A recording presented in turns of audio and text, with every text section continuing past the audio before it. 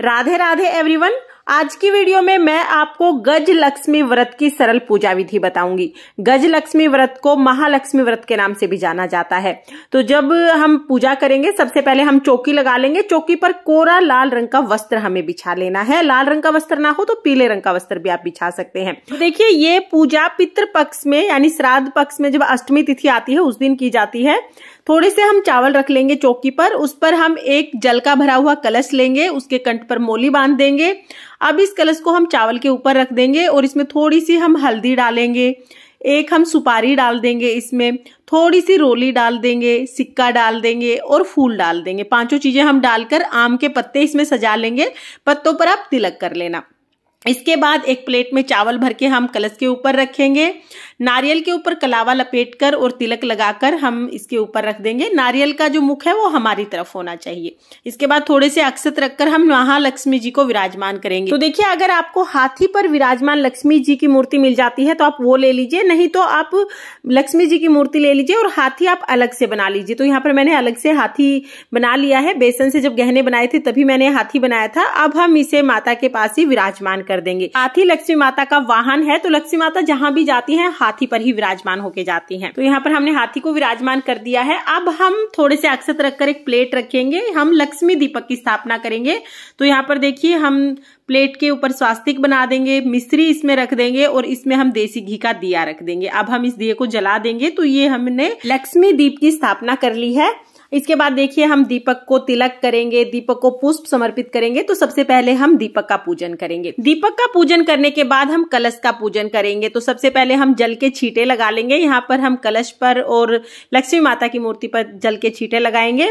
देखिए कलश के रूप में हम यहाँ पर गणेश जी का पूजन करेंगे और सभी देवी देवताओं का पूजन करेंगे। तो पहले हम कलश को वस्त्र स्वरूप कलावा समर्पित कर देंगे, पुष्प समर्पित कर देंगे और कलश पर हम स्वास्तिक बना देंगे यानी तिलक भी कर देंगे। इसके बाद हम लक्ष्मी माता का पूजन करेंगे। तो माता को हम पहले तिलक लगाएंगे, हाथी को तिलक लगाएंगे, वस्त्र समर्पित करेंगे।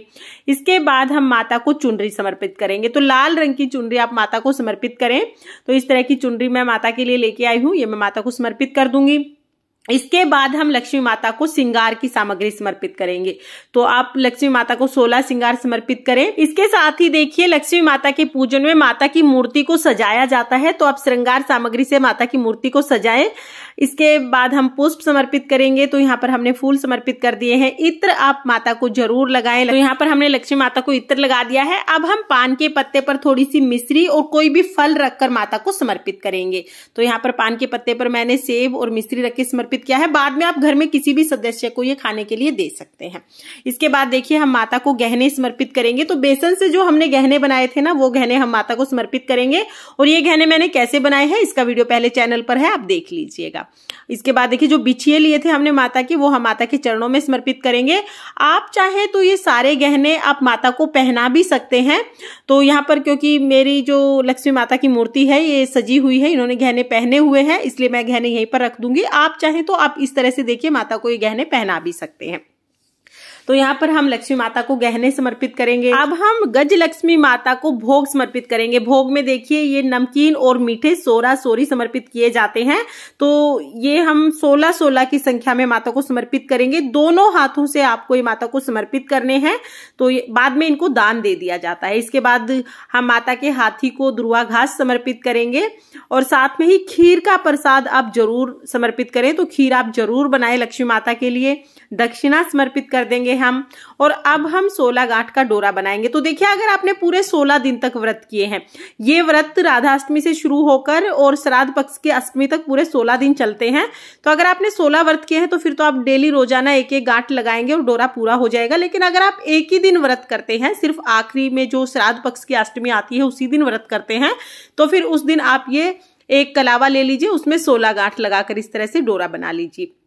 तो 16 गांठ लगा के हमें डोरा बनाना है और इसका भी पूजन हम साथ में ही कर लेंगे। तो इस डोरे को आप धूप दीप दिखाएं और इस डोरे को भी आप चौकी पर ही रख ले। तो यहाँ पर हम इसे दीप दिखाकर, धूप दिखाकर चौकी पर ही रख लेंगे इस डोरे को भी। इसके बाद देखिए हम कथा सुनेंगे। तो गज लक्ष्मी व्रत की कथा हमें यहाँ पर सुननी है। हाथ में चावल लेकर हम ये कथा सुनेंगे।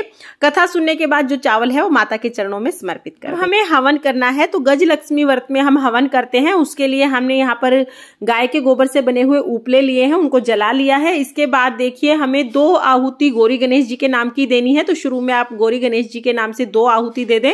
उसके बाद हम 16 आहुति लक्ष्मी माता के नाम से देंगे। तो माँ लक्ष्मी के नाम पर आप 16 आहुति दे सकते हैं। तो यहाँ पर 16 आहुति हम देंगे। उसके बाद जो भी हमने मीठा समर्पित किया, जो सोरा सोरी जो हमने समर्पित किए हैं, उनको भी हम भोग स्वरूप समर्पित करेंगे। इसके बाद देखिए अपने हाथ में जल लेकर हम इस तरह से हवन के चारों तरफ से जल के छींटे लगाएंगे। तो इस तरह से हमें छोटा सा हवन करना है। इसके बाद देखिए हमें चावल के 16 दाने लेने होते हैं। आप 16 दाने अपने हाथ में लेके कहानी सुनेंगे और दाना माता के चरणों में समर्पित करेंगे। फिर दूसरा दाना लेंगे और कहानी सुनते हुए माता के चरणों में समर्पित करेंगे। इसी तरह 16 बार हमें कहानी कहनी है और ये 16 दाने हमें माता के चरणों में समर्पित करने हैं। ये जो कहानी है इसका, और 16 बार जो कहानी बोली जाती है वो मैं आपको डिस्क्रिप्शन में लिख के दे दूंगी, आप वहां से देख लेना। 16 बार इस तरह से हमें कहानी बोलते हुए अक्षत समर्पित करने हैं। उसके बाद धूप दीप दिखाना है और फिर हमें आरती करनी है। तो यहाँ पर देखिए हमें पहले गणेश जी की आरती करनी है, उसके बाद हम लक्ष्मी माता की आरती करेंगे। तो बहुत ही प्रेम पूर्वक हम माता की आरती करेंगे। आरती करने के बाद हाथ जोड़कर हम लक्ष्मी माता से अपने घर में वास करने के लिए, अपने घर में सुख शांति के लिए और धन संपत्ति के लिए प्रार्थना करेंगे। तो इस तरह से हमारी गज लक्ष्मी व्रत की जो पूजा है वो पूर्ण हो जाएगी। फ्रेंड्स, ये पूजा दोपहर के समय की जाती है, यानी सुबह आप अपना सारा घर का काम वगैरह करके आराम से 11 बजे के आसपास ये पूजा कर सकते हैं। और पूजा के बाद जो भी भोग प्रसाद है, जो हमने सोरा सोरी बनाए हैं, ये दान कर दिए जाते हैं। इस तरह से गज लक्ष्मी या महालक्ष्मी जी की पूजा की जाती है। फ्रेंड्स, अगर आप पूरे 16 दिन तक व्रत नहीं कर पाते हैं तो आप पितृपक्ष में जब अष्टमी तिथि आती है उस दिन महालक्ष्मी जी का व्रत और पूजा अवश्य करें। और पूजन तो आप हो सके तो जरूर माता का करें, ताकि आपके घर में माँ लक्ष्मी का स्थायी वास रहे।